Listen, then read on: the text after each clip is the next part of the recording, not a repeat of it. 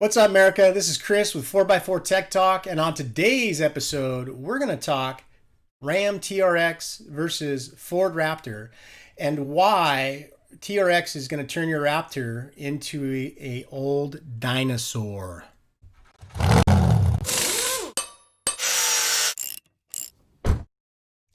So let me just start this off by saying I love Ford. So I've got a couple of Fords in my arsenal over the years, and I've got some seat time and a supercharged Raptor. So I was excited to see this new TRX, but just to give you a little background, I built a supercharged, Whipple supercharged 2.354 Raptor, exhaust, cam.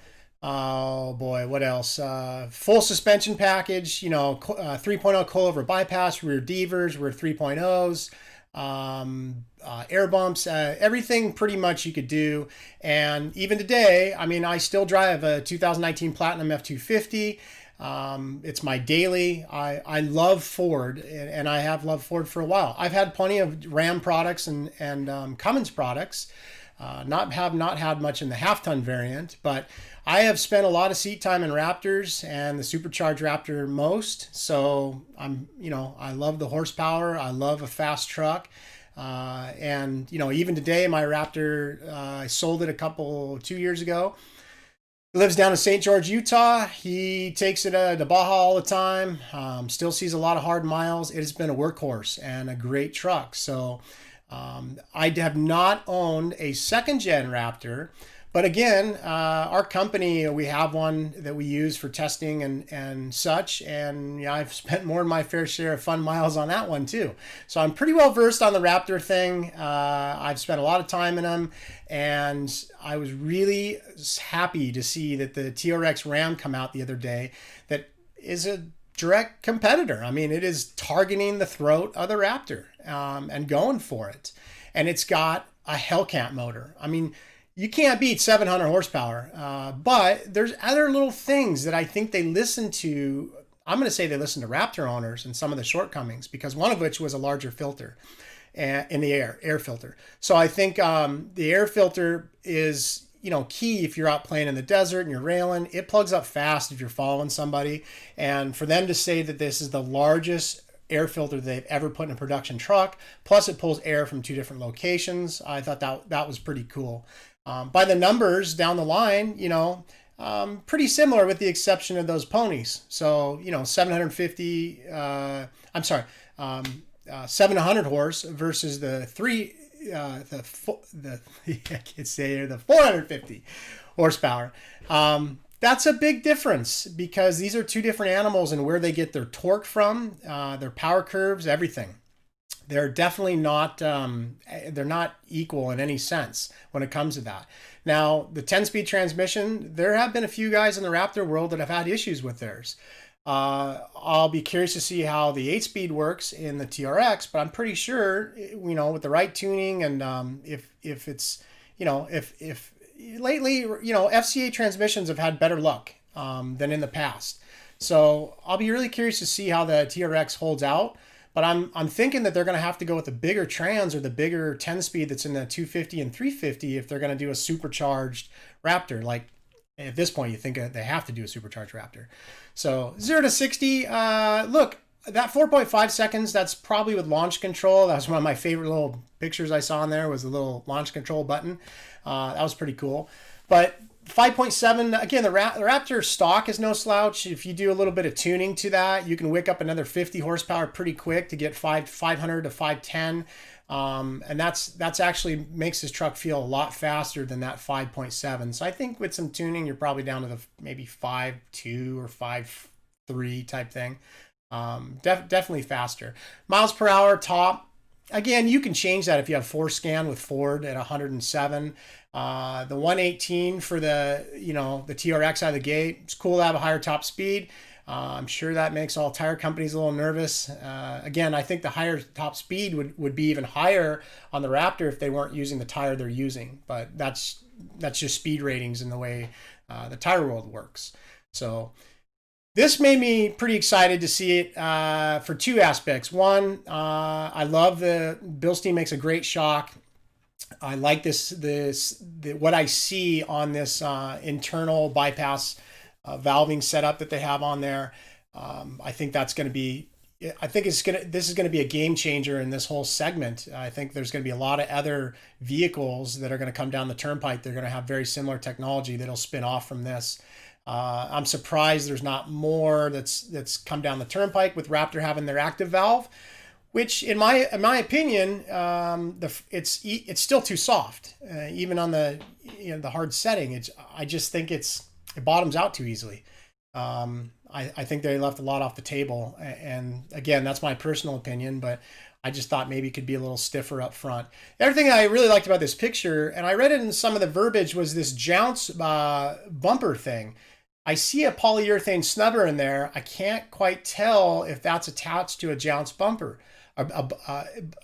Traditionally, what a jounce system is basically a hydraulic, or whether filled with oil or air or a little of both.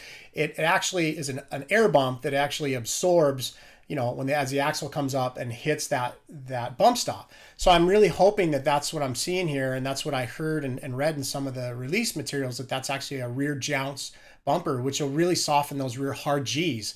Raptor owners back in the day, and not so much anymore on Gen 2, but that's a frame bender, right? I mean, when it hits that hard and comes up, the energy's got to go somewhere. So it looks to me like they may have stuck a hydraulic air bump in there, which in combination with the shock, that's a pretty cool package.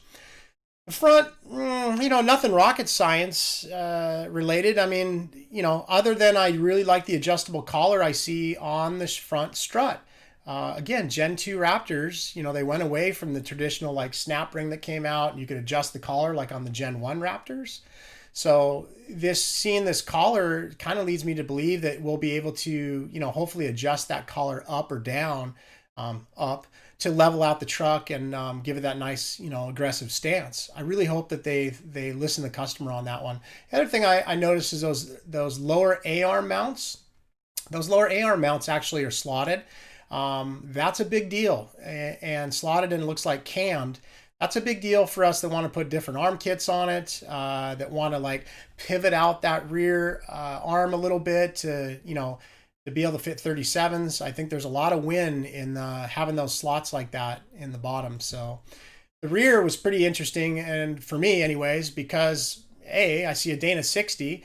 It's a semi float, so it's not a full float, but it'd been nice to see a full float axle. If you broke something, it'd be easy to shuck out the piece. But again, I mean, I think the aftermarket will wind up taking care of this, and they'll go ahead and put a chrome moly axle shaft in the rear.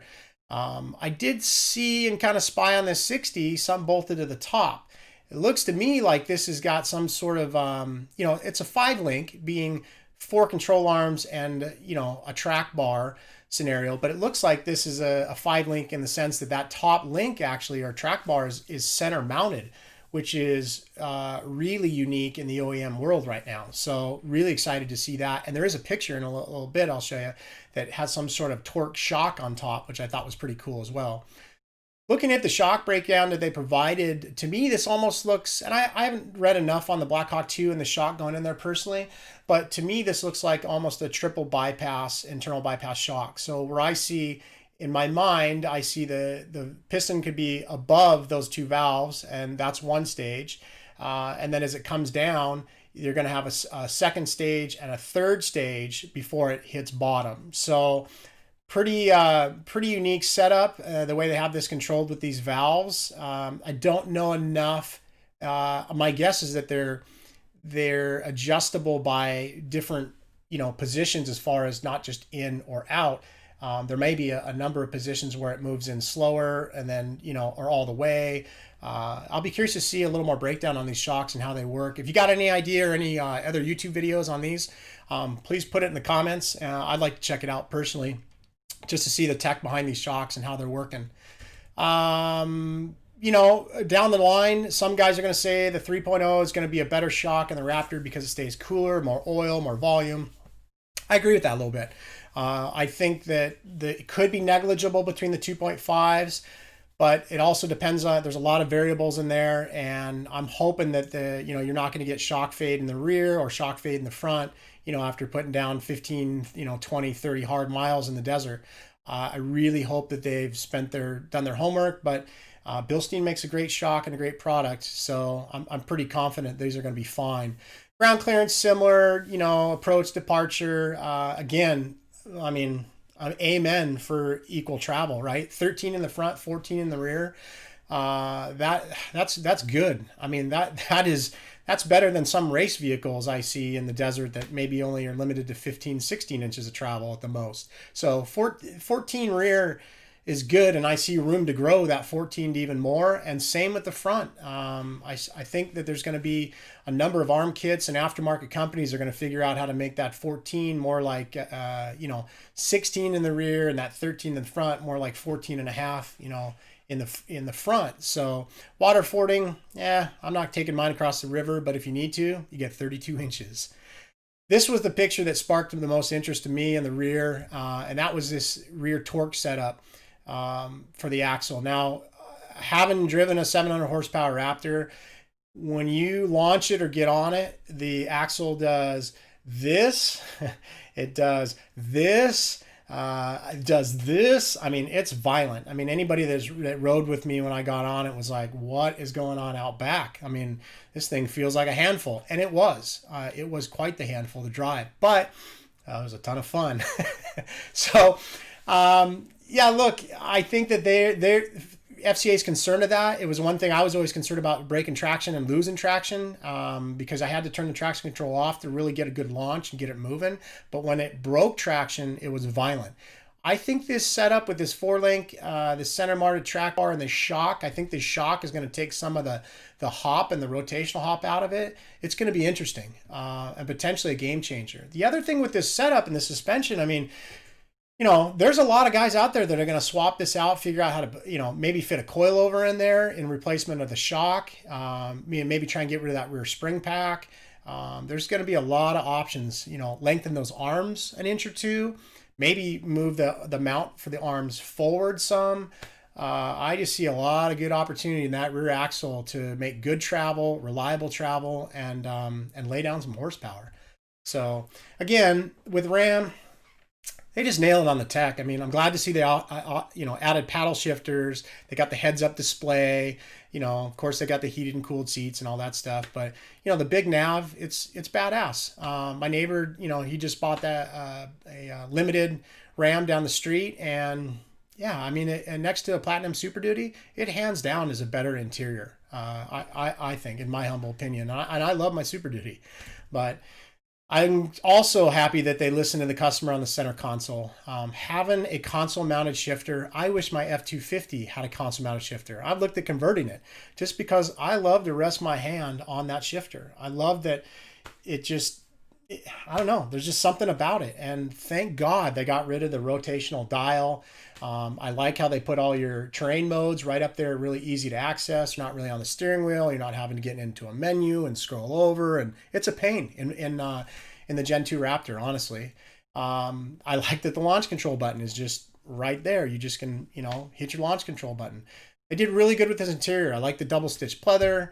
The trailer brake controller, the trailer steering, not for me, but maybe if the wife borrows a truck and it's got to back the boat in, the auxiliary switches, the USB-C and normal USB. I mean, come on, Ford. I mean, why don't you have these front and rear in every truck? I mean, that still bugs me today that, my 19 Ram does not have that. And, Ram's been offering this and FCA's been offering this for a couple of years now.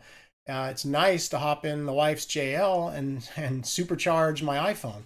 So again, I think that Ram just gets the tech a little bit better than the next guys, and it just makes this truck that much better. The materials on this, again, Ram's got it nailed. The double stitch, the carbon, that Harman Kardon sound system makes the Bang & Olufsen and the Ford sound like child's play. Like honestly, the Bang & Olufsen system sucks in the Ford. And if you think it's great, leave me a comment and tell me why you think it's great, because I've listened to this Harman Kardon system in a new Ram down the street. The highs are good. The mid range is really good. The I'm going to call it mid bass because it's not really bass, but I'm going to say it's all there. I mean, you get all the different frequencies, and they're pleasing to the ear. My Super Duty with the Bang & Olufsen, yeah, it's lame. I mean, it really is next to this, and I really hope that Ford gets it right on the next generation of Raptor. I haven't listened. I'd like to see the new F-150, and then of course when they go to the F-250, 350 cabin platform on the new trucks. I really hope they pay attention to the audio because it's one of the simplest things that puts a smile on our face when we get in the truck. This picture was awesome because it shows me two things, and it reminded me of a conversation with my friend on the inside at FCA. Yeah, look, he told me that this truck will rock 37s stock, and if you listen to the release of the press release that they had in the video, he says designed for a 35, but will fit up to a 37 on their spare tire holder. That really tells me right there that this will fit a 37, and my source says so. Fit a 37 stock, no trickery, no fuss. Like, it'll fit it and it'll stuff it. You're not doing that on a Gen 2 Raptor. I don't care what wheel offset you're doing. It's not gonna. It hits the upper fender liner and gets into pushing the upper fender pretty good. I'm been there, done that, and it's disappointing. I mean, you can do a little trickery to try and make it work, but really, if you're gonna go jump it, you need 35s. If you're gonna just go to dinner in it and wheel it around town, yeah, 37 shooting for 38s on it if you want to. But if Ford nailed this, if FCA nailed this with fitting a 37 on stock, it's going to be a game changer for a lot of us and the industry in a whole. I mean, it's going to be huge. So I really hope that's the case. Price. Now, I don't know anybody that's bought a Raptor for $53,000. If you did, I'd love to hear it in the comments. Tell me, because I priced a Raptor, and that Raptor with an AO2 package and all the bells and whistles, that Raptor runs $77,000, and that is minus the graphic package, minus some of the stuff that's kind of little hokey. Spray and bed liner, yes. Adaptive cruise control, yes. That's 802A package. Now, if you can find one for 77 on a lot around here, good luck, because in the PNW market, and like other markets, they normally get like a dealer markup anywhere from $2,500, a prep or dealer markup between $2,500 and $5,000 is what I've seen across the country. You can buy one for sticker, but like all Fords, I mean, I bought a Ford RS a year ago. I bought Raptors. I bought my Platinum. They hold the line on MSRP the best they can. I've had to go all the way to Texas to get a couple of grand off. They really hold the line amongst dealers, and kudos. I mean, I guess that's why they're holding the line for the profit margin. But the reality of that is that FCA is a little different. FCA does not hold the line on it with certain dealers. So when you go and you look at, you load up a fully new TRX with heads-up display, kind of a monochrome package, spray in bed liner. I opted for the rock rails. I think that's pretty cool. I mean, it's got 7 skid plates underneath. I mean, this thing's got a lot of wind right out of the gate, and it's 87 grand. Now, the cool thing for me on that, if you've ever bought an FCA product, it doesn't matter if it's a limited, Ram 3500 or a Jeep JL Rubicon, there's money on the table to take off. So, again, on my last JL, I paid $46,500 for it, and it's stickered at $59 out of Dave Smith in Oregon there. So, my neighbor just bought his Ram at Dave Smith. Same thing. I think that was $89,000, and he got 12 off of it. So there's room on the bone on these, and which means that's going to bring it down to that 77 grand. It's going to be apples to apples. What's Ford going to do with the V8 and a supercharger? Like, that thing's going to be tipping 92, 93 or more. So I really believe as they build more of these trucks, these TRXs, they're going to settle in to be good value. And, I don't think they're going to treat this like a traditional, is a Hellcat a Halo product? Because right now I can get 10 grand off a Hellcat. I don't think this is a halo product per se, as it is a truck for the masses that they want to get out the door and make some money on.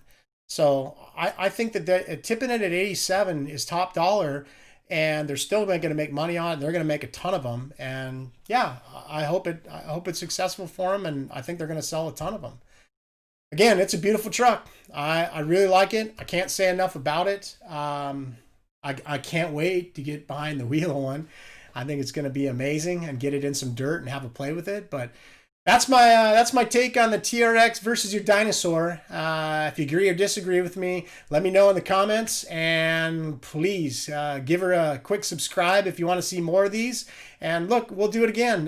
Parts, pieces, tech. If you got any ideas of anything you want to see or put my 2 cents on, put her in the comments, and I'll do my best to oblige it. Again, thank you guys for watching.